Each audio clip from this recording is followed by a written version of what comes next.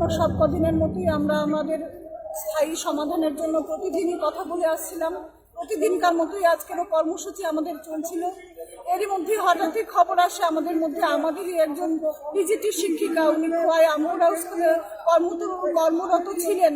ওনার হাজব্যান্ডও 10,323, উনিও 10,323। উনি এই অপমান সহ্য করতে না পেরে উনি অ্যাসিড পানে আত্মহত্যা করার চেষ্টা করেছেন। এই খবর পেয়ে আমরা সবাই ছুটে যাই আইএলএস হসপিটালে। ওখানে গিয়ে শুনতে পাই যে ওনার বাচ্চাকেও নাকি 1 বছর 21 দিনের এক বাচ্চাকেও উনি প্রথমে চেষ্টা করেছিলেন, মানে ওনাকে বাচ্চাটাকে মারার জন্য ওকেও বিষ পান করিয়েছেন, পরে আত্মহত্যা করেছেন।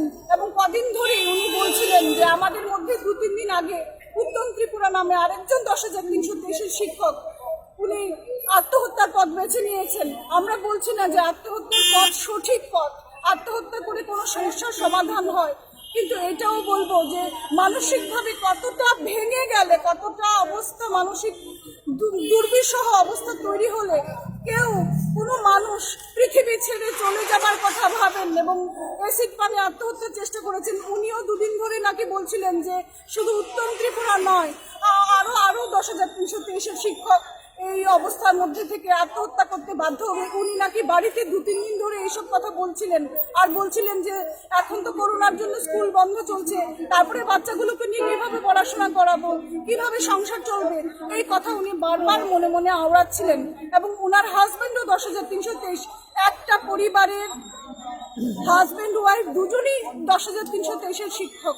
হঠাৎই করে ওদের দুজনেরই চাকরি চলে গেলে একটা সংসারের কি অবস্থা হতে পারে, ওদের মানসিক অবস্থান কোন জায়গায় যেতে পারে, সেটা তো মানে প্রতিটা অংশের মানুষ বুঝতেই পারছেন। তার সঙ্গে বলবো আমরা ত্রিপুরা রাজ্যের সাধারণ মানুষ বুঝতে পারছেন, কিন্তু যার হয় তার থেকে বেশি বোধহয় কেউ বুঝতে পারে না। আমরা বলছি না এটা সঠিক পথ।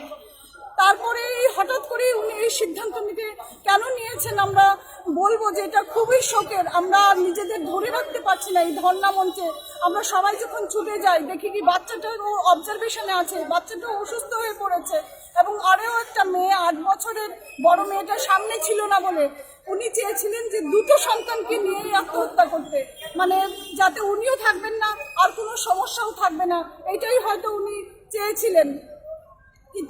কিন্তু ওনার ওই বড় বাচ্চাটা সামনে ছিল না, দাদু দিদার কাছে ছিল বলে বড় বাচ্চাটা বেঁচে গেছে।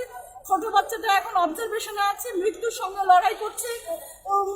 মানে আমরা এই অবস্থায় স্থির থাকতে না পারে সবাই আমরা আবেগপ্রবণ হয়ে গেছে। আজকে সত্যি সত্যি আমরা কথা বলার মতো ভাষা খুঁজে পাচ্ছি না। আমাদেরই সহকর্মী একজন, এবং সবচেয়ে বড় কথা হলো এটা ত্রিপুরা রাজ্যের মতো একটা রাজ্য, ছোট্ট একটা পাহাড়ি রাজ্য, যেখানে পিছিয়ে পড়া অংশের উপজাতি অংশের একজন শিক্ষিকা, উনি ইউনিভার্সিটির টপার। এটা আমাদের ত্রিপুরার জন্য কতটা ক্ষতি, কতটা অন্ধকার এনে দিয়েছে। একটা ছেলে মেয়ে তৈরি হতে কতটা পরিশ্রম, কতটা মেহনত লাগে, তার মধ্যে পিছিয়ে পড়া অংশের সেই উপজাতি মহিলা টপার হয়েছেন, সেটা ত্রিপুরা রাজ্যের একটা গৌরব দৃষ্টান্ত। আর আজকে কেমন পরিস্থিতিতে হলে আমরা বলবো উনি আত্মহত্যা না, ওনাকে আত্মহত্যা করার জন্য বাধ্য করেছেন। আজকে 34 জন ধরে কোনো রকমের কথা হেলদোল নেই সরকারের। উনি সামনে দিয়ে বিভিন্ন অনুষ্ঠান করতে যাচ্ছেন।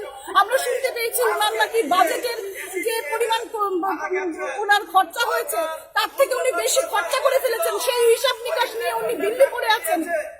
ওনার হিসাব নিকাশে নিয়ে করছেন। আর 10,323 জন শিক্ষক ত্রিপুরা রাজ্যের একটা বড় ফিগার। 37 লক্ষ মানুষের মধ্যে 10,323 ফিগারটা কোনো ছোট ফিগার নয়। আর প্রত্যেকটা ফ্যামিলির মধ্যে 5 থেকে 10 জন যদি ধরে নিই, তাহলে সরাসরি যুক্ত আছে অন্তত 50 থেকে 60,000 মানুষ। তার সঙ্গে প্রত্যক্ষভাবে আরো মানুষ জড়িয়ে রয়েছে। তার মানে এইটা বলবো যে ত্রিপুরা রাজ্যের এমন কোনো পরিবার নেই যার আত্মীয় স্বজনের মধ্যে তারা বলতে পারে যে তার মধ্যে 10,323 নেই। এই কথাটা কেউ বড় গলা দিয়ে বলতে পারবেন না। আমরা জানি আপনার মন্ত্রিসভার মধ্যেও একজন মন্ত্রীরও ওনারও রিলেটিভ রয়েছে 10,323 শিক্ষক পরিবারের একজন। আজকে এই পরিস্থিতি যাচ্ছে, উনি দেখছেন একের পর এক মৃত্যু হচ্ছে, কিন্তু প্রশাসনিকভাবে কোনো রকমের উদ্যোগ নেই, কাউকে পাঠাচ্ছেনও না। ওনারা ভেবেছেন চুপ করে থেকে এইভাবে হয়তো 10,323 চুপ হয়ে যাবে। কিন্তু বলুন, আমরা এই বিনম্র আবেদন ত্রিপুরা রাজ্যের মানুষকে বলবো না। এতদিন আমরা প্রথম কথা বলতাম যে ত্রিপুরা রাজ্যের সাধারণ মানুষ আপনারাও সঙ্গে আসুন, কিন্তু আমাদের এই সেই সাহস দিয়েছে যে ত্রিপুরা রাজ্যের সমস্ত অংশের মানুষ আমাদের সঙ্গে রয়েছে এবং আমরা যে আজকে 34 দিন ধরে এই ধর্ণা মঞ্চ চালিয়ে যাচ্ছি, এটা শুধুমাত্র ত্রিপুরা রাজ্যের সমস্ত অংশের মানুষ আমাদের পাশে রয়েছেন বলে আমরা কিন্তু এই ধর্ণা মঞ্চ চালিয়ে যেতে সক্ষম হচ্ছি। এবং আমাদের আর ধৈর্যের বাদ নিয়ে আজকে দেখতে পেয়েছেন যে আমাদের শিক্ষকরা প্রতিবাদ জানানোর জন্য, ধিক্কার জানানোর জন্য নিজের মাথা মুন্ডন করেছেন। আমরা বলবো, কখন মাথা মুন্ডন করে? একটা বাড়িতে কখন মাথা মুন্ডন করে? যখন কোনো অভিভাবক না থাকে তখন মানুষের এবং মানে স্বাস্থ্য অনুযায়ী আমরা দেখেছি বিভিন্ন সময়ে যে মাথা মুন্ডন করে। আজকে আমরা অভিভাবকহীন,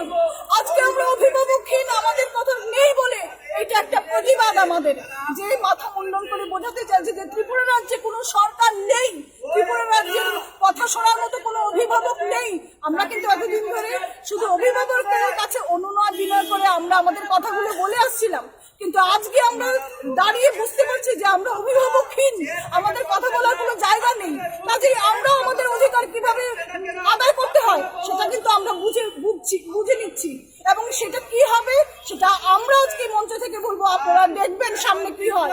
আমরা গণতান্ত্রিক পদ্ধতিতে বলে বলে ক্লান্ত হয়ে গেছি, আপনারা আমাদেরকে বাধ্য করছেন অন্য পদ্ধতি নিতে এবং আমরা আজকে বলে দিচ্ছি সেটা না হয় শুরু হয়ে গেছে আজকে থেকে।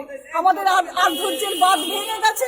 আমরা জানি না যে রুমি দেববর্মা দিদিমণি আমাদের মধ্যে নেই, ওনার বাচ্চা কতটা সুস্থ হতে পারবে। আমরা চাইবো ওর বাচ্চা যাতে অবশ্যই সুস্থ হয়ে থাকে, কিন্তু আমরা আর ধৈর্য ধরার মতন মানসিকতা নেই। আমাদের কোনো অনুষ্ঠান নেই, কোনো সংক্রান্তি নেই, কিচ্ছু নেই। আমরা এখানেই থাকবো এবং অধিকার নিয়েই ফিরবো। আর নতুন কোনো ষড়যন্ত্র শুনবো না যে 10,323-এর মধ্যে 461 জন বাকিদের ব্যবস্থা হবে, 127 13,000 কোনো কথা শুনবো না। আমরা 10,323 তো 10,323টি পরিবারের সমস্যা সমাধান হবে।